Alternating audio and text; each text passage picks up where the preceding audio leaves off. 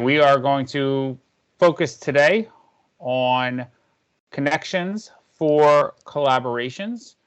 We've done this a couple times in the past. We'll have a number of breakouts. We'll give an idea on a topic that you can somewhat use as an icebreaker, but really it's an opportunity to get everybody talking to each other, maybe setting up some future opportunities to work together, and also to further the discussions that Patrick led last week. So a quick look at what we have coming up over the next month and a half. We have, as we've discussed before, in February, excuse me, we are bringing back Phenotype February, so we'll have a number of updates. We'll hear more about that on January 30th. We're also going to hear about the work group OKRs. Work group leads were, I believe, emailed this morning to discuss what OKRs are all about and the process for announcing them on our February community calls. So if you didn't get that email, please reach out. We'll get the information to you.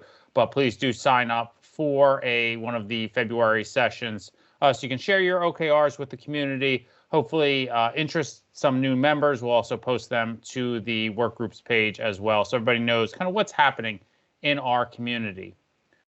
Next week is going to be a session focused on the 2023 UK Studyathon and lessons learned from that event. So we're excited to have Dani Prieto Alhambra, Catherine Donegan, Jenny Lane, and Annika Jodicki to lead that session.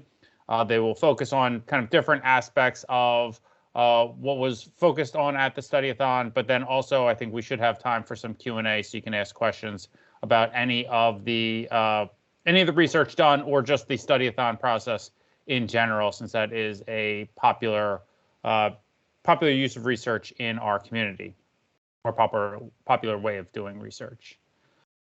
We also have the first quarter of Asia Pacific community calls. Those are basically every other week. You can see the schedule here. They're kind of a mix of types of calls. There are community calls, and then there are scientific forums. The APAC community started this last year.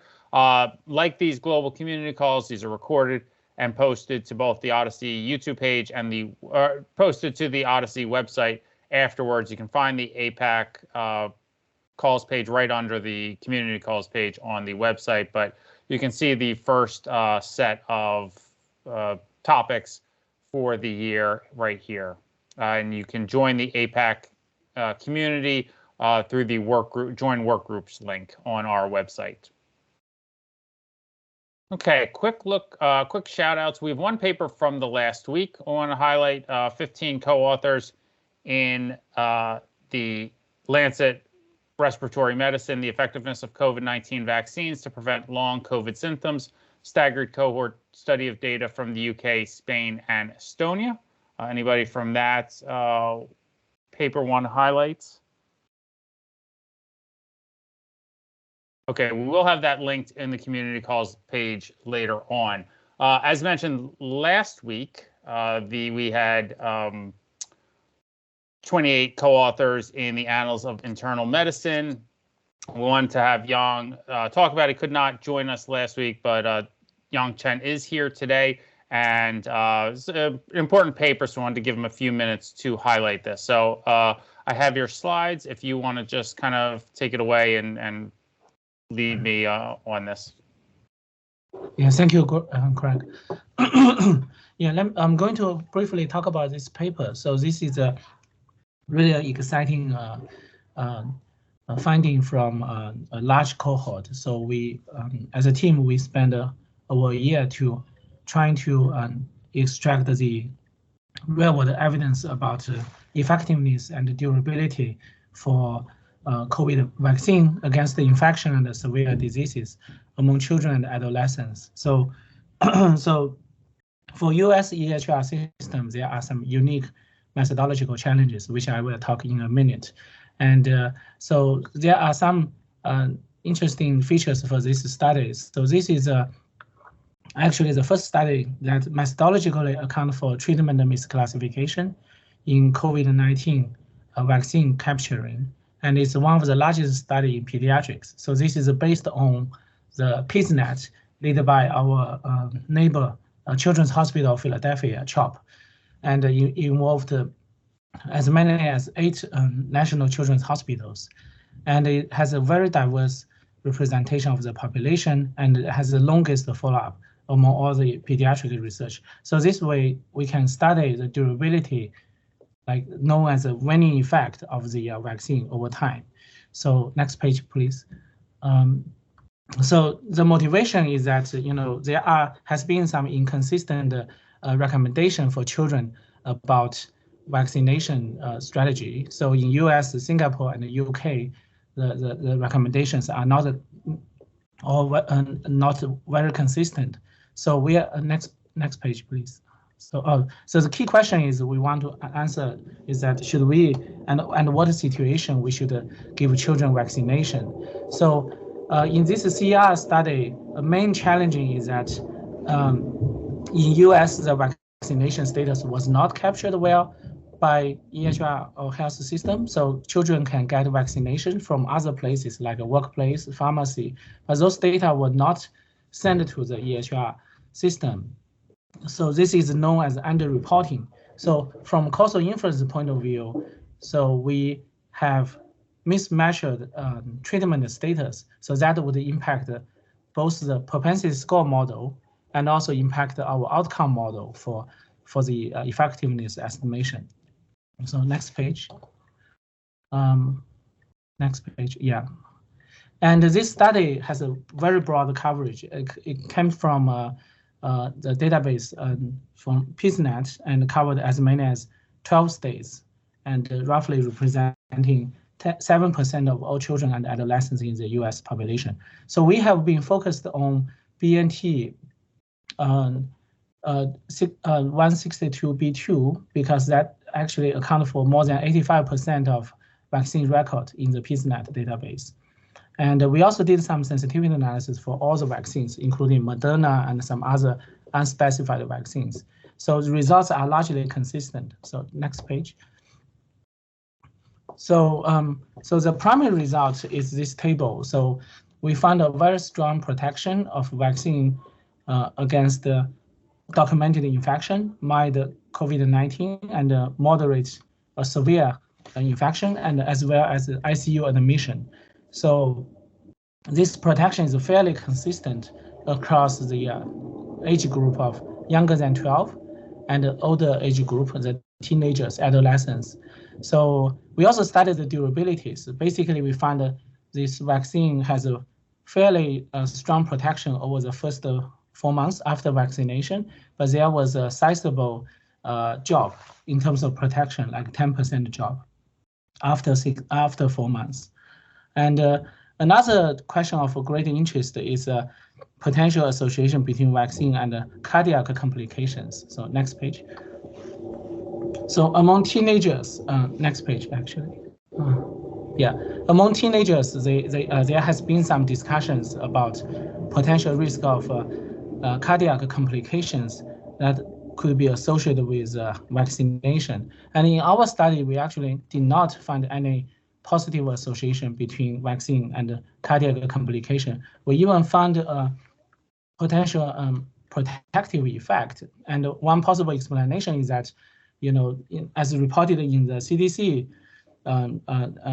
report that we published earlier, there for people who did not get a vaccine, there is a higher chance of getting infection. So consequently, there is a higher chance of having these cardiac complications. So for all these studies, we followed this legend principle, as well as using the negative control experiment to study the reliability of the evidence. So, and regarding the analytical pipeline, so we are making it publicly available through the GitHub. So feel free to let me know if you are interested in more details. So thank you.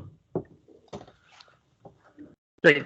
Thank you, Young, very much. We'll have this paper linked again on our community calls page. So after everyone has seen it, can kind of go back and read it. But thank you for joining us and the great work leading this. All right, any other shout outs before we move forward? Okay, let's look ahead. We have 14 work group meetings coming up this week. I know there's going to be a lot of talk about OKRs, but does anybody from any of these work groups want to talk about either what's on the agenda or any topics of interest that you've kind of had that might be good to talk about with the full community?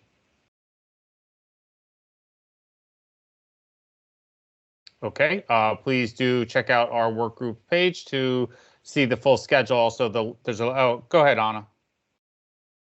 I have just a quick update that is relevant to a broader community. As you may know, we have two versions of vocabularies for two versions of CDM, version 4, version 5. Based on the landscape assessment that we did, we saw that nobody is using version 4 CDM on version 4 vocabularies. So half a year ago, we asked on the forums whether anybody is using version 4. It doesn't seem to be the case. So we are moving forward with retiring vocabularies version 4. And we will talk about that on the next work group call. But if anybody is using version 4 or knows about anybody using version 4, please reach out on the forums or through the emails or elsewhere. Great. Thank you, Anna. Cynthia?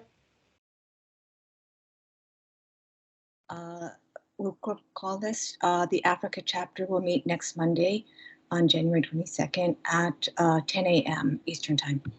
Thanks. Okay, great. Thank you. I know there's been some rescheduled. So next Monday, 10 a.m., the Africa chapter. Thank you, Cynthia. Anything else? Okay.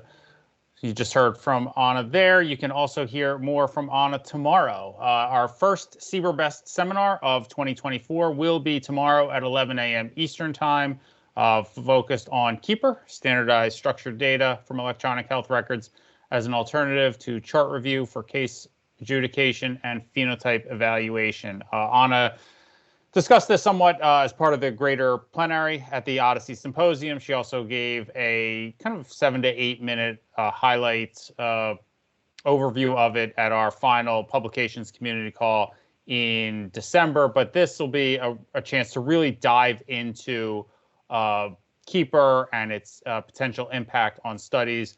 You can register. It's virtual, so it's for anybody. You don't have to be associated with Northeastern or anything, but you can register. The link will be on the community calls page later. I think if you've registered for past ones, you may get automatically emailed, but it's free, and it is, again, tomorrow at 11 a.m. Eastern Time. So hopefully you will join.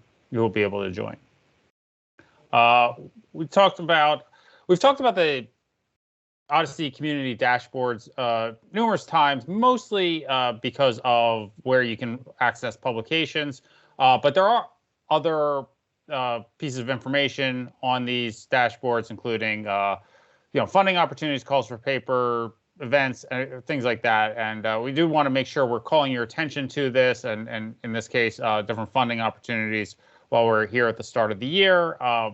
Possibly Andrew Williams might be able to do once a month, highlight some different funding opportunities. But these are all accessible on the community dashboard link on the Odyssey website. This specific part that you're looking at right now is at the bottom of it. Those links, call for paper, funding, collaborations, events, and work groups, go all the way down past like research, data network, all of that stuff. Thank you to Marty Alvarez, project director at Tufts Medicine, for consistently updating this each week. Really appreciate all the work she is putting into this. Please do check it out. The Odyssey Social Showcase is continuing this week. If you are following us on LinkedIn, Twitter, or Instagram, we are highlighting new research from the Global Symposium each weekday. Please check it out. We have the link to the page so you can check out the poster, the brief report, everything, learn more about this research, and then hopefully, of course, share it with your respective networks. We had mentioned one position, a data steward at EBMD, that is new. If you have job postings you want me to share, please get it to me. We'll get it on these community calls and on the community calls webpage. Any other updates anybody wants to share before we move forward?